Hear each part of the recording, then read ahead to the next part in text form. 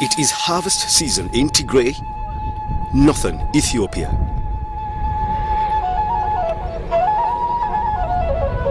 And the wheat is heavy with seed.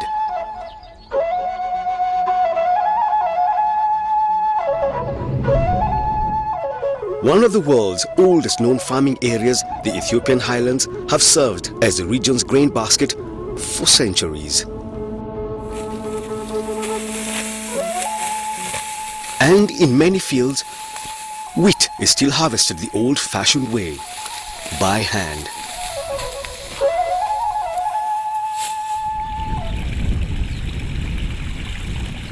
But new strains of wheat have increased yields, and this farmer is looking forward to a good year.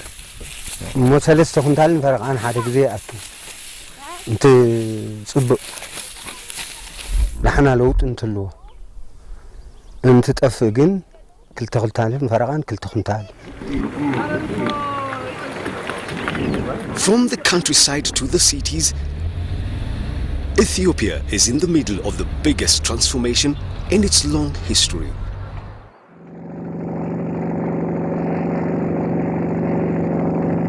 Cycles of drought and famine have long played a role in Ethiopia's politics.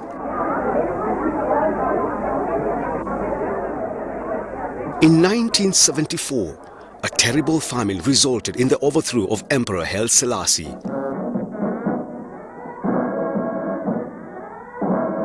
His death at the hands of a ruthless military dictatorship ended a long line of emperors going back to King Solomon and the Queen of Sheba.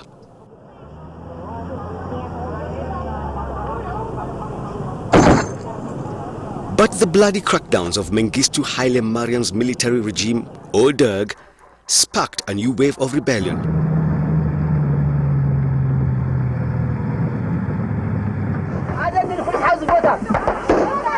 Among the rebels, a smart young man from Tigray called Meles Zenawi.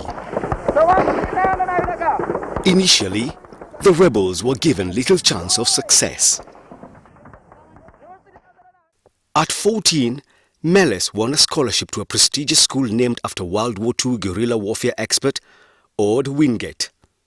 Instead, Meles Zenawi would sacrifice that future for another, emerging from the long years of rebellion as a skilled and pragmatic politician.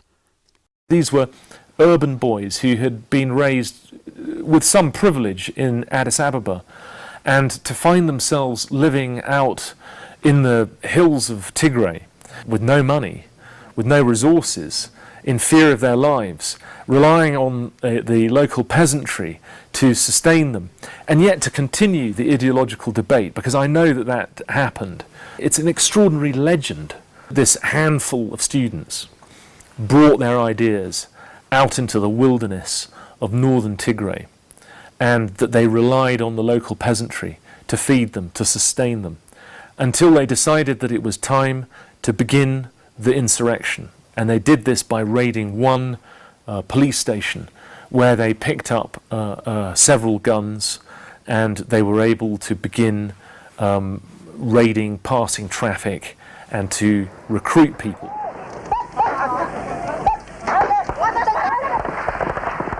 It was in the mountains of Tigray that Aidan Hartley, then a young reporter for the news agency Reuters, got to know the rebels and Meles. I met a very unassuming, quite young man. He looked like a cafe au lait Lenin, and he was smoking heavily. That's what I remember from my first meeting with him. I had no idea who he was.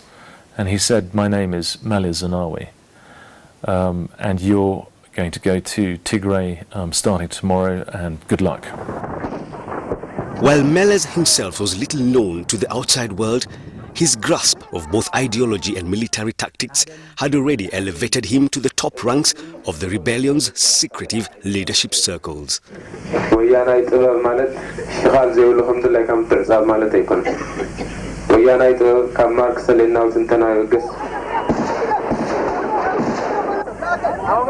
When he was running a guerrilla group in the mountains of Tigray, he knew that the most effective way to rule was through the authoritarian apparatus of a Marxist-Leninist League of Tigray. And he knew by the time that he arrived in Addis Ababa that he had to speak the language that would make sense to the West and the international community. But he did it in a very charming way. He announced to the world that he had enrolled in a correspondence course learning economics. But it was in these mountains of Tigray that another event would unfold. One which would get the world's attention.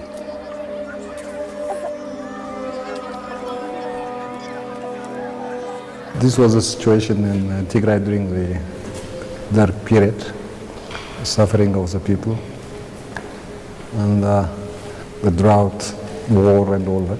The dark regime was hampering aid for reaching especially the countryside. It was terrible. This is me. This is a Tewodros Hagos was an early comrade of Meles in the Tigrayan People's Liberation Front, or TPLF. It was not easy. It was very, very tough, especially during when the organization was small. They had to strive very hard for its survival, and eventually, since the cause it was fighting for was a cause which the people were supporting, the people started support it. Actually, eventually, the people became part of the struggle as a whole.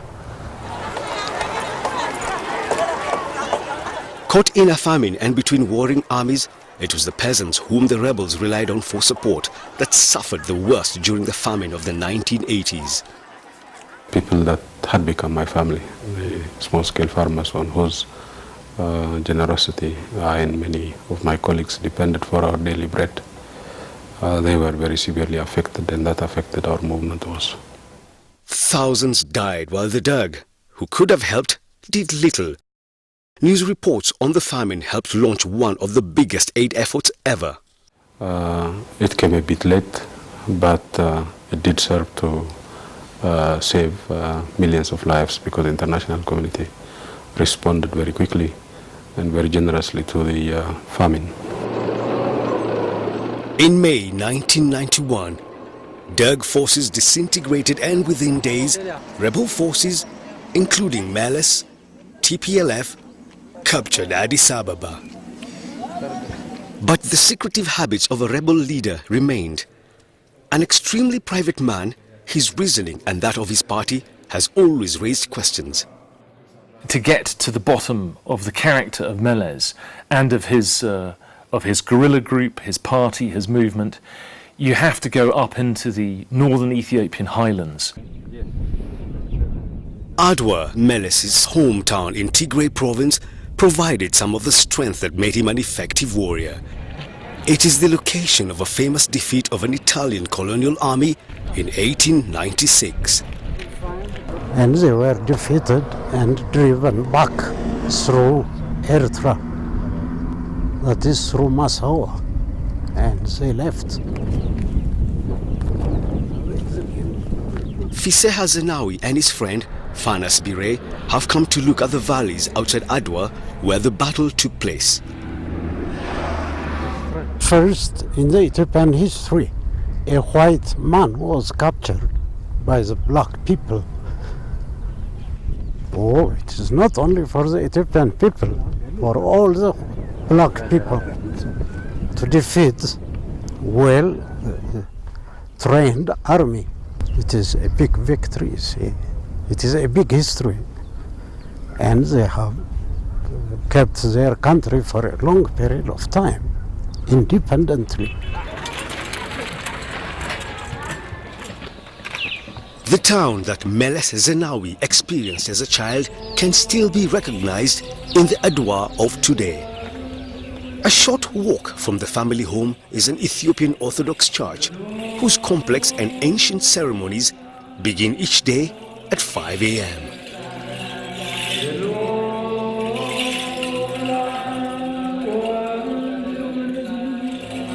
ያው እዚ ከባቢ ክቡር ጠቅላይ ሚኒስትር መለስ ዜናዊ ብሞቱ ምፍላይ ዝረኸቦ ፅዕንቶ የለን። ነገር ግን እንታይ እዩ እቲ ዘሕዝኖን ዘውክዮን ፍቅሩ ብወህያ ዘግልጾ ምክንያት ግን ክቡር ጠቅላይ ሚኒስትር መጀመርያ ተሒዙ ስለ ህዝቢ ኢሉ ተወጊሱ ስለ ህዝቢ ኢሉ ሞይቱ ሕዚ እውን ስለ ህዝቢ ኢሉ እንዳተጓያ እንዳሃለወ ብዘይ ምንም ዕረፍቲ ምሟቱ ዳ እዩ እቲ ጠንካራ ወይ ከዓ መሪር ሓዘን ኮይኑ ዝስምዖ እምበር ክቡር ጠቅላይ ሚኒስትር ተሞተ ያው ተመሰረታት ናይ ልምዓት ይኹን ተመሰረታት ናይ ዲሞክራሲ ይኹን ሓንፂፅዎ ስለ ዝኸደ ክቡር ጠቅላይ ሚኒስትር ብምፍላይ ምንም ብዙሕ ስምዖ ሰብ ኣላ ይብልን።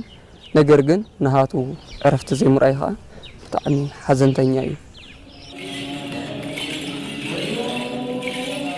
The spirituality he experienced here helped Meles make the transition from warrior to statesman, from someone whose responsibility went from taking his enemies' lives to making his fellow citizens' lives better.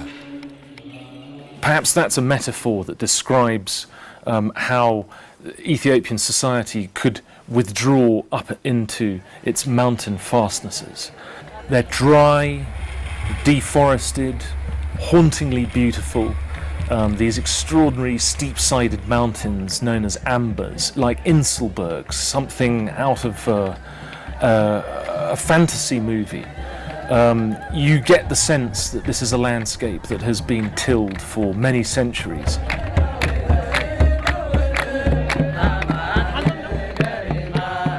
It's a landscape that feels almost medieval, where you meet Christian hermits, where you see ancient tombs, extraordinary monuments to former kingdoms of sun worshippers, of Jews, of Islam, of Christianity.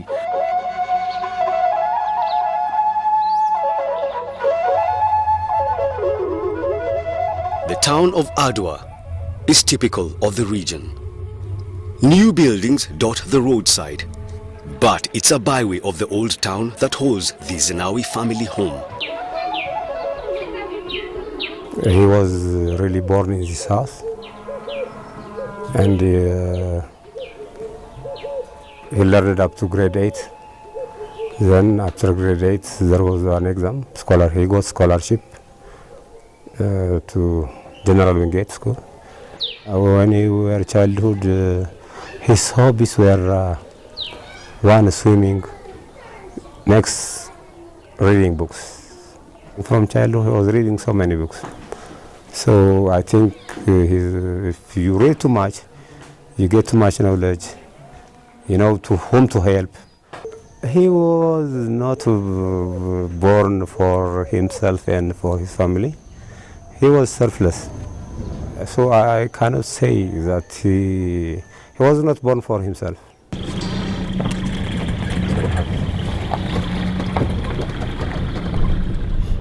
Adwa was built first around here. So we can say this is the oldest part of the town. And now they are using another place for modern town. They have already left it for museum, as a museum, old town.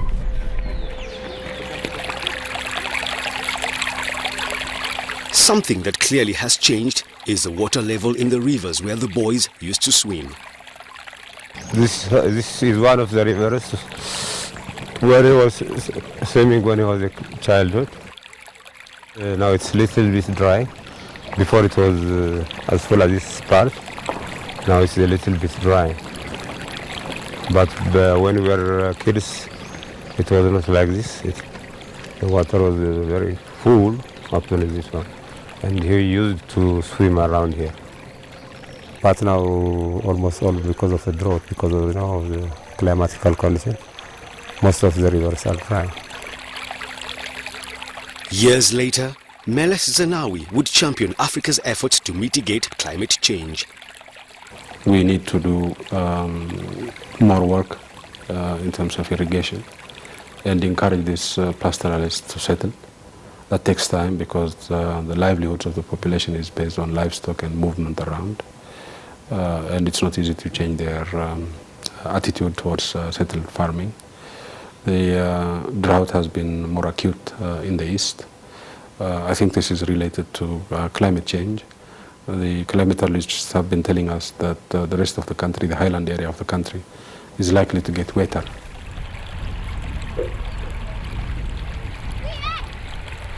بني أفريقيا كيلو برتع منا بمصوت أنا دسلند دعنا بني أفريقيا كيلو مصوت مالت مللس كندينا يفلتات كم نورن كندينا يتعمل كم نورن أسفح قلت دل مللس كأقدم جميرو صبوا أسرع تاكم سرعة دعنا بعالم درجة ونك فلت غيره ولا تذكرني فرم زبال.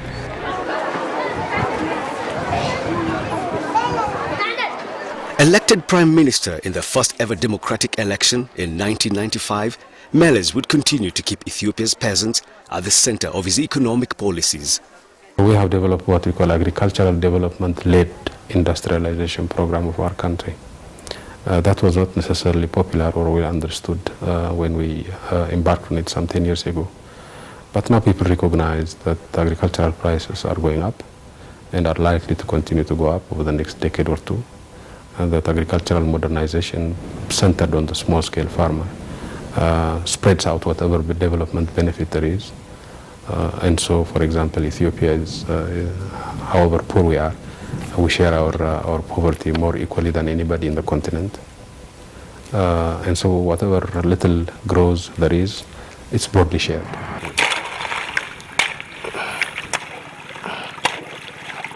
The massive famines of the previous century were brought to an end, and a huge program of food security for the country's peasants, known as a safety net program, was rolled out. We have a safety net program throughout the country, and so those that are unable to feed themselves as a result of their own effort are provided with assistance in return for doing some work in the community and in their own farms. So they may be engaged in rural road development programs and they will be paid for their work. We call it a productive safety net program because people have to work for it in order to get the safety net, but they're guaranteed that they will be paid. So that has reduced the number of people who need emergency assistance. 7-8 million people get benefit from the safety net program throughout the country and in Tigray. مالناس يعني بوتا خايفة بوتا خايفة كيف يتعدي قدامنا أنا ومعناتنا نقدم لنا. كنا الجزء بوتا كنا حزين معنا الجزء بوتا يخاديه ما يمشي بها عدي يو يخاديه يقدميه مريت كيف تشيل وحيد كيوسته كيباشو إننا نقدم بوتا أنا نقدمنا عمل ونقدم أنا نقدم. زعلنا معاه فأنا هات ما يخون حاجة يسويهون ينمعي يقعد نقدمنا نحن معنا نحن نقدم عمل معنا يخاديه يوفريه.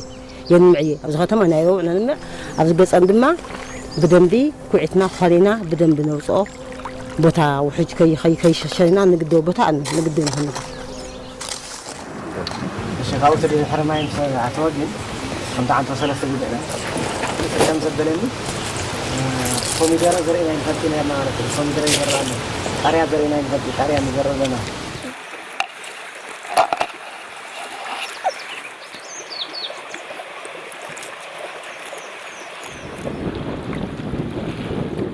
But bringing the countryside into the 21st century was a slow, expensive business. We have an emergency reserve food here in country. So if there's an emergency, we don't have to wait for food to arrive from abroad.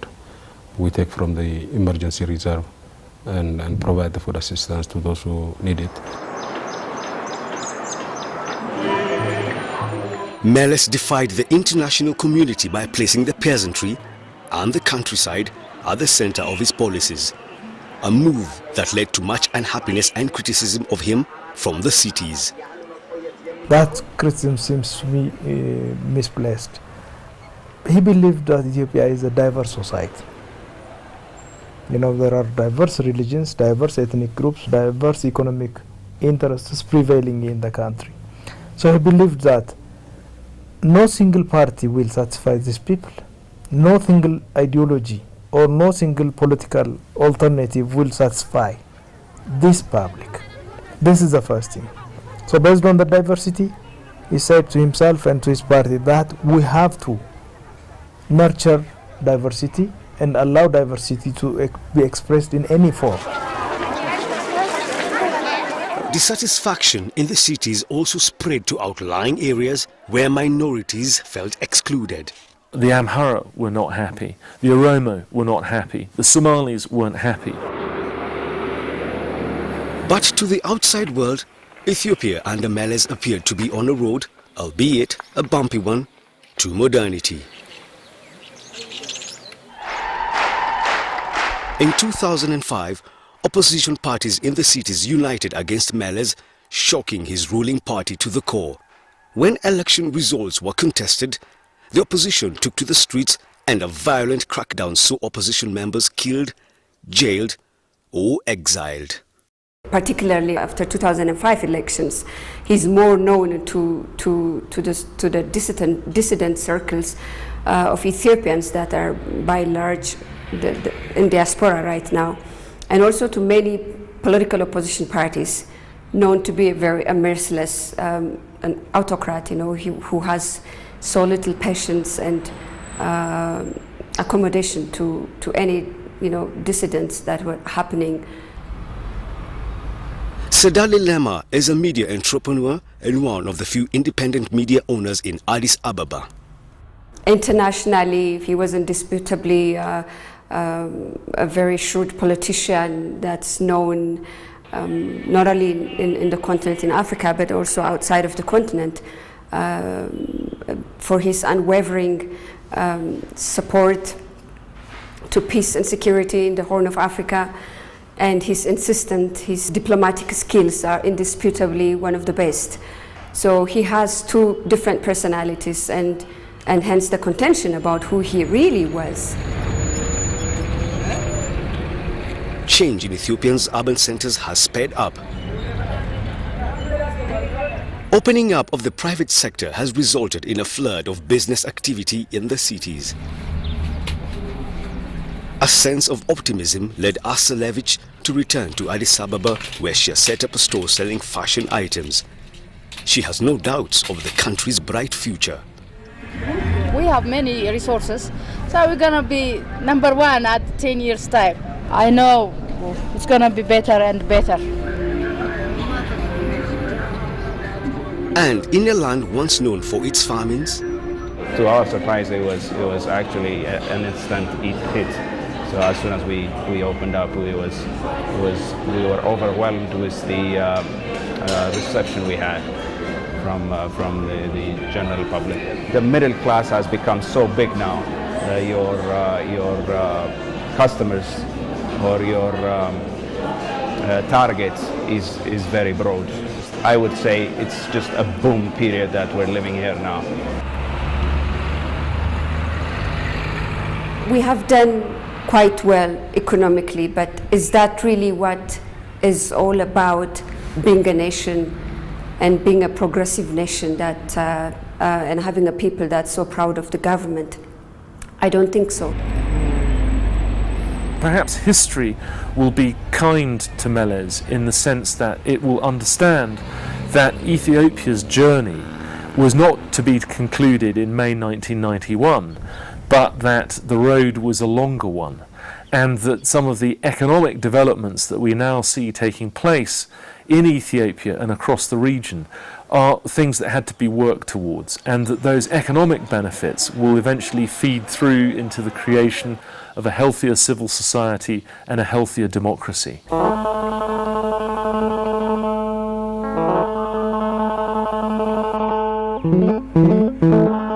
He really worked very hard, sacrificed all his time, his youth, everything for elevation of to elevate the country from poverty. He has been able to save Ethiopia from being forced to swallow neoliberal prescriptions and moved it through developmental democratic directions to where we are now. with the peasantry protected from drought for nearly 3 decades, Addis Ababa booming,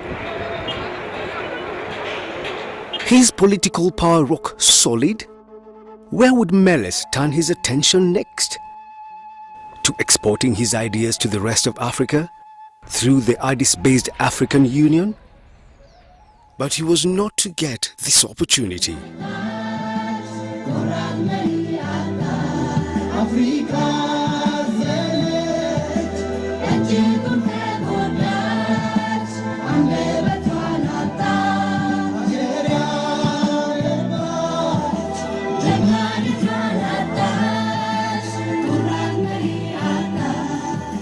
Meles Zenawi died after being hospitalized in Belgium on August 20th, 2012. The death of Meles Zenawi at just 57 came as a shock, both to Ethiopians and to the outside world, and caused an outpouring of grief both profound and unexpected. The royal challenge and the selflessness that we all feel the magnitude of the gap he has left.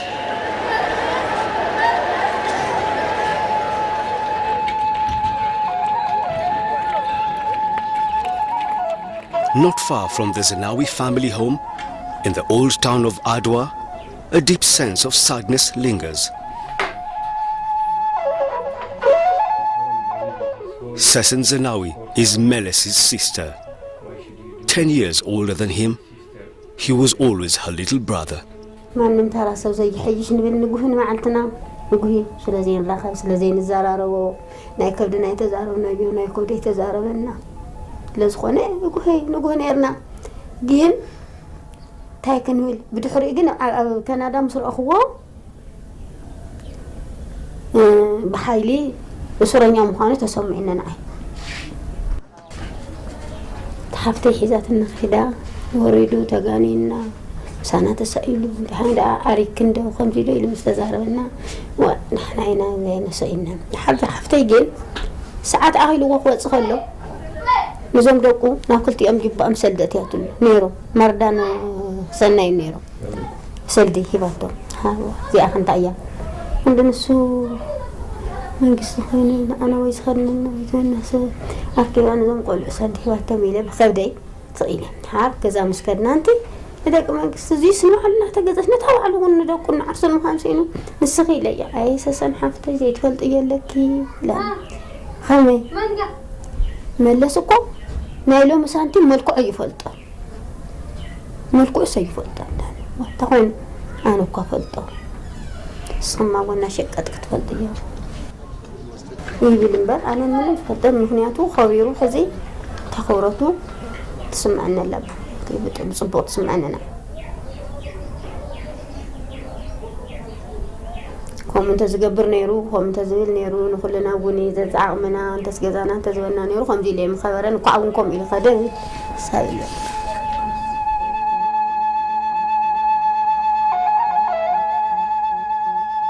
ملس كنبل كلنا كاف زناره خونتات مملاس كاف تصبق زنارن حماق زنارن اوليس كان مرأي ملس مالت مملاس صبق لوط ممصا لما يسمعنا I feel very proud because he was very genius. He was not corrupted, and he died because he was not living for himself. He was living for others, and was the way he passed. And I'm very proud of him.